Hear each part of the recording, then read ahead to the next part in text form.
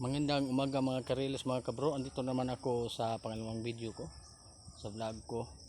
Nandito naman ako, tapos akong nagbutas. Naglagay din ako ng abono, dumi po ng hayop. Ito na oh. Yan. Yan.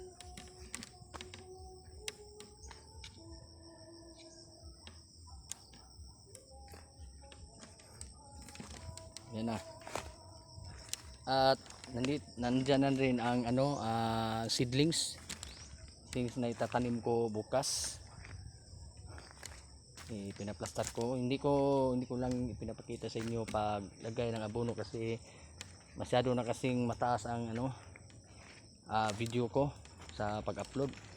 Kasi yung memorya ng cellphone ko mahina kasi hindi masyadong makasagap.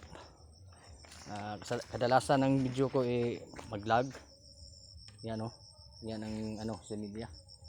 Kinukuha ko kanina yan para i-transplant ko.